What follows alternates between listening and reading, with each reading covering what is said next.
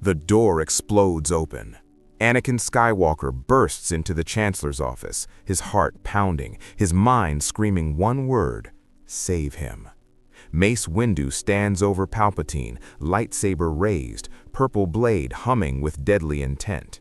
The Chancellor, no, Darth Sidious, crackles with force lightning, his face twisted, desperate. "Help me, Anakin!" Anakin doesn't think. He ignites his lightsaber and lunges forward. No! His blade swings wild, meant for Windu's arm, but Palpatine lurches at the wrong moment, lightning arcing, body twisting. Anakin's blue saber cuts clean through the Sith Lord's chest. Time stops. Palpatine's eyes widen. The lightning dies. His mouth opens, but no words come.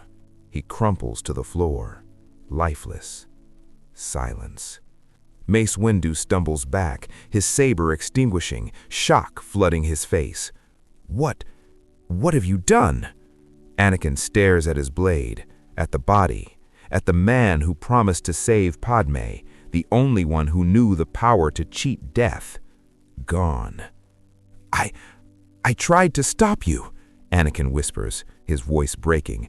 "I was trying to save him." Windu's expression hardens. Save him? Anakin, he was a Sith Lord. He orchestrated this entire war. You just... "I killed him," Anakin roars, dropping to his knees. "He was the only one who could save her. Padmé is going to die, and I..." His words choke off. The weight of it crushes him. No Palpatine, no secret to immortality, no way to save his wife. Mace Windu steps forward, his voice cold, measured. "Anakin Skywalker, you've just ended the Sith, but you'll have to answer for what you tried to do here." Outside, clone troopers wait, and across the galaxy, Order 66 never comes. The Jedi Council chamber fills with holographic figures. Masters from across the galaxy flicker into view. Yoda, Ki-Adi-Mundi, Plo Koon, Shak Ki. All of them stare at Mace Windu and at Anakin Skywalker, flanked by clone troopers. "Defeated, Darth Sidious is," Yoda says slowly, his ancient eyes narrowing. "But troubling, this news remains." Mace Windu's jaw tightens, his voice is hard, controlled.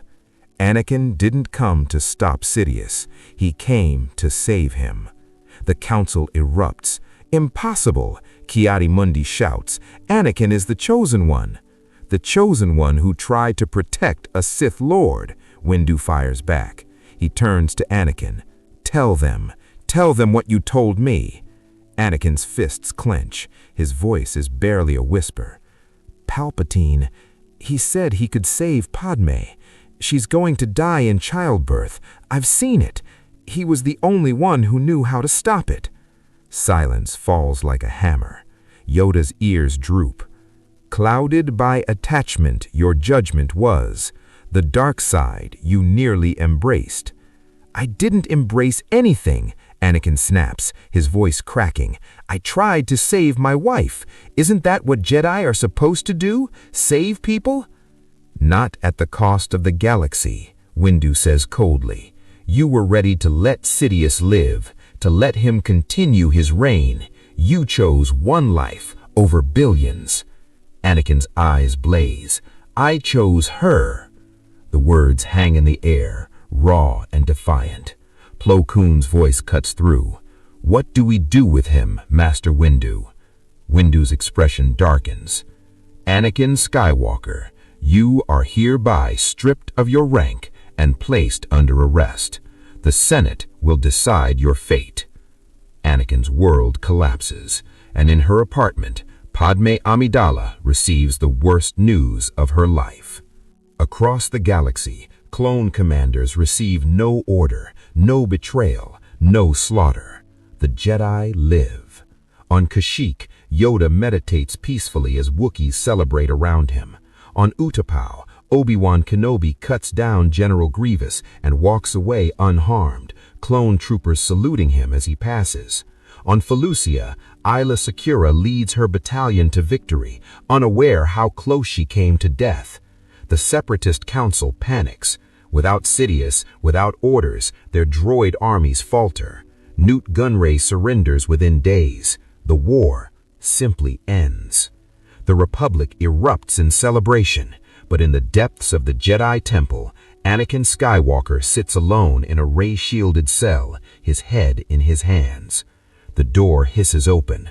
Obi-Wan Kenobi steps inside, his face heavy with grief. Anakin. Anakin doesn't look up. Have you come to lecture me too? I've come because you're my brother, Obi-Wan says quietly, sitting across from him, and I need to understand. Why didn't you tell me about Padmé, about your visions? Anakin's voice cracks. Because I knew what you'd say, that I had to let her go, that attachments lead to the dark side. But she's everything to me, Obi-Wan. I can't lose her. And now you might lose everything, Obi-Wan replies, his tone pained. The Senate is calling for your trial. They're saying you conspired with a Sith Lord, that you're a traitor.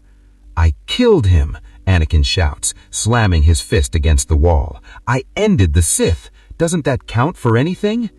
Obi-Wan's silence is answer enough. Outside the cell, Senator Bail Organa arrives with urgent news. The Senate vote has been scheduled, and Padmé Amidala, 8 months pregnant, prepares to fight for her husband's life in front of the entire galaxy. The Senate chamber is packed. Thousands of senators hover in their flowing platforms, all eyes on the center podium. Anakin Skywalker stands in energy binders, flanked by guards, his face blank, defeated. Padmé Amidala steps forward, her voice ringing out across the chamber. Senators of the Republic, pause. I stand before you today to speak for a hero. Murmurs ripple through the crowd. Anakin Skywalker has served this republic since he was 9 years old. He fought in countless battles, saved millions of lives, and when he discovered that Chancellor Palpatine, our own leader, was the Sith Lord orchestrating this war, he acted. He acted to protect that Sith Lord, Senator Orn Free Taa shouts, his voice dripping with venom. He admitted it himself. Padmé's eyes flash. He made a mistake born from desperation, not evil. And in that same moment, pause, he ended Darth Sidious. He killed the most dangerous being in the galaxy. Without Anakin, the Sith would still control us all. The chamber erupts, some senators cheering, others shouting in anger. Bail Organa stands. Senator Amidala is right. Anakin's intentions were conflicted, yes, but his actions saved the Republic. We cannot execute the man who gave us peace. Peace, Mon Mothma's voice cuts through, cold and measured. Or chaos. If we allow a Jedi to choose which leaders live or die based on personal feelings, what kind of republic are we? Padmé's breath quickens, the stress, the weight of the argument, the baby pressing against her ribs. She stumbles. Gasps echo through the chamber. Bail rushes to steady her, but her robes shift. Pause, and her swollen belly is suddenly unmistakably visible. The Senate falls silent, and every eye turns to Anakin Skywalker. The Jedi Council chamber has never felt so divided. Masters stand on opposite sides, voices raised, lightsabers nearly ignited in anger, not at enemies, but at each other. He broke the code, Mace Windu thunders. Marriage, attachment, these are the very things that nearly drove him to the dark side. We cannot ignore this. And we cannot ignore that he saved us all, Obi-Wan counters, stepping forward. Yes, Anakin made mistakes, terrible mistakes, but he killed Sidious. He ended the Sith. Doesn't that earn him a chance at redemption? Ki-Adi-Mundi's head shakes. The Senate will never accept it. They see him as a traitor. If we protect him, we risk losing what little trust remains between the Jedi and the Republic. Yoda taps his gimmer stick, his voice soft but heavy. A difficult truth this is. Clouded Anakin's path has been, but extinguish his light entirely. Pause. Should we? Plo Koon speaks up. If we hand him over to the Senate, they will execute him. His children will grow up without a father. Is that the Jedi way? His children? Windu snaps. He chose that path. He chose attachment over duty. And yet, Shakti says quietly, attachment also drove him to destroy the Sith. Perhaps, the code is not as absolute as we believed. The chamber falls silent. Mace Windu's jaw tightens. If we bend the code for Anakin, we set a precedent. What's next? Jedi marrying freely? Having families? Letting emotions guide us? That way leads to chaos. Obi-Wan's voice is raw. Or maybe it leads to balance. Before anyone can respond, the doors burst open. Clone Commander Cody enters, his expression grim. Masters, the Senate has issued a vote. They're demanding Anakin's immediate transfer to Republic custody for execution. The Council explodes into argument once more. Midnight. The Jedi Temple detention level is silent. A hooded figure approaches Anakin's cell. The ray shield deactivates with a quiet hum. Anakin looks up and sees Obi-Wan Kenobi standing in the doorway, lightsaber in hand. Master, what are you— We don't have time, Obi-Wan says, his voice tight. The Senate vote passed. They're transferring you at dawn for execution. If we're going to get you out, it has to be now. Anakin's eyes widen. You're breaking me out? Obi-Wan, you'll be— A traitor. Yes, I know. Obi-Wan tosses him a cloak. But I'm not letting them kill you, Anakin. Not for this. They move fast, through darkened corridors, past sleeping Jedi, down to the temple hangar. Padmé waits by a freighter, her face pale but determined. Is this really happening? She whispers. It has to, Obi-Wan replies, firing up the engines. Hold on.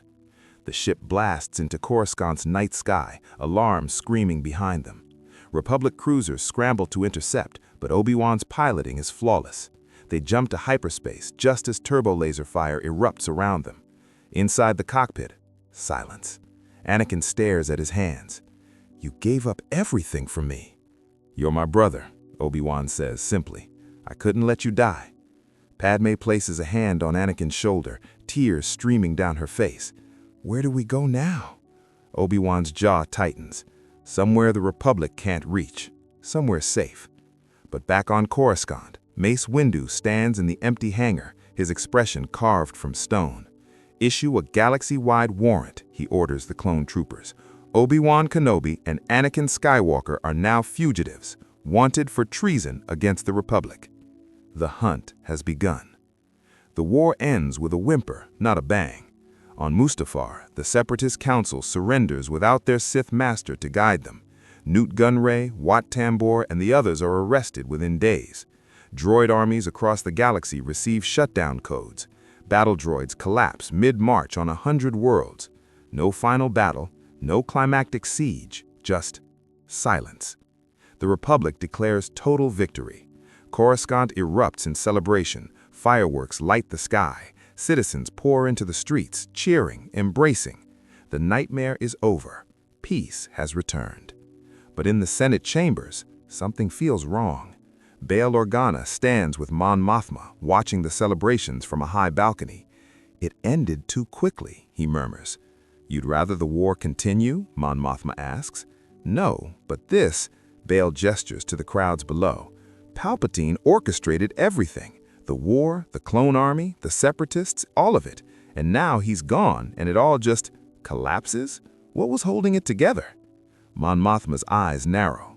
Fear, control, a plan we'll never fully understand. Across the galaxy, the Jedi return to their temples.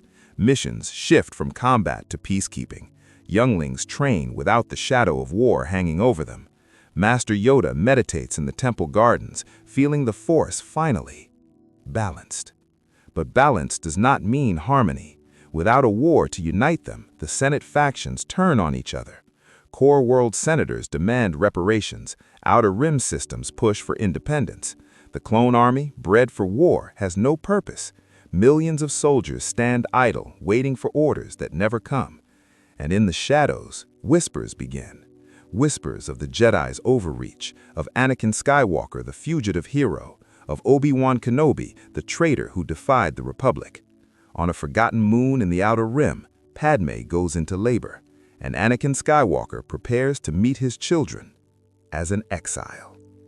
The moon has no name, just coordinates, a forgotten rock in the Outer Rim where scanners don't reach and Republic warships don't patrol. Inside a small medbay, Padmé cradles two infants, Luke, Leia. Their cries fill the silence. Anakin stands at the doorway, staring at them, unable to move. "They're beautiful," Padmé whispers, exhausted but smiling. "Come hold them." Anakin steps forward, his hands trembling as he takes Luke into his arms. The baby's eyes open, blue like his own, a perfect, innocent life, born from his catastrophic mistake. "I saved you. You're alive. The vision, it didn't come true." "Because you fought for me," Padmé says softly, "and I'll always love you for that." But Anakin's eyes are distant, haunted. Obi-Wan enters, his expression grave. "We can't stay here long. The Republic has trackers searching every system. Windu won't stop until he finds me," Anakin finishes, his voice hollow. "Until he drags me back to Coruscant and executes me in front of the Senate." Obi-Wan places a hand on his shoulder. "Then we keep moving. We protect your family, together." Anakin looks it down at his children, at Padmé, at Obi-Wan, everything he fought to save.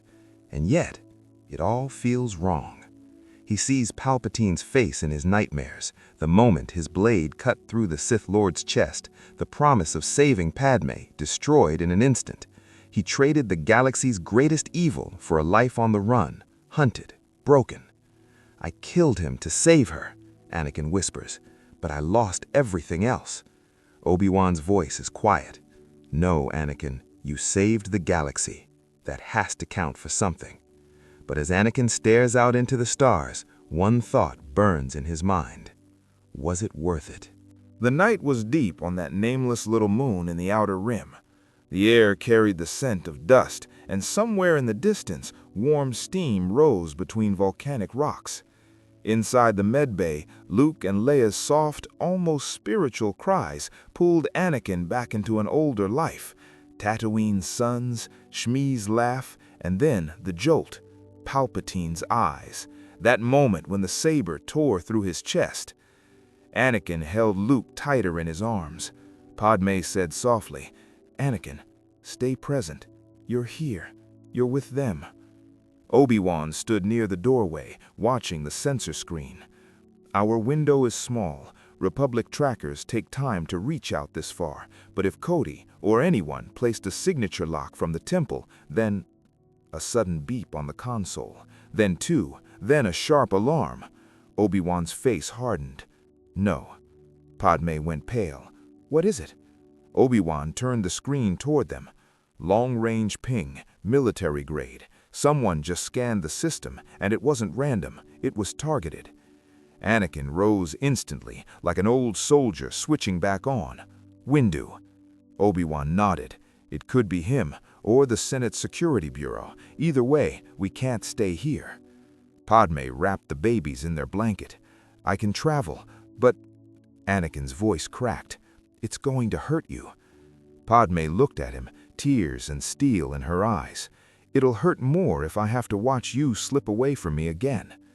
Obi-Wan opened a hidden compartment in the freighter's cargo bay. Old Jedi supply kits, medical packs, and a small holo transmitter. "Bail," Obi-Wan said. "If he can still help us, it's him." Anakin snapped. Getting Bail involved could get him killed. Obi-Wan let out a tired breath. "And leaving you and Padmé alone, worse." The transmitter clicked on. Static. Then Bail Organa's hologram appeared. His face was exhausted, but his eyes were sharp. "Obi-Wan," Bail said quietly, "you're alive. We need a safe route, and a place where Padmé and the babies can hide." Bail glanced down, as if hearing the Senate's roar in his memory. "Windu has requested emergency powers. Without Palpatine, the Senate needs an anchor, and Windu is selling them stability. The public is being fed a narrative that you two held the Republic hostage." Anakin's face burned. "I killed Sidious. Bail cut him off, not harshly, but out of necessity. "Anakin, facts don't matter right now. People listen to stories, and Windu is writing this one. Padmé drew a breath. Bail, tell the Senate I... Bail looked at her, and his voice softened. Padmé, you were seen on the Senate floor. Everyone saw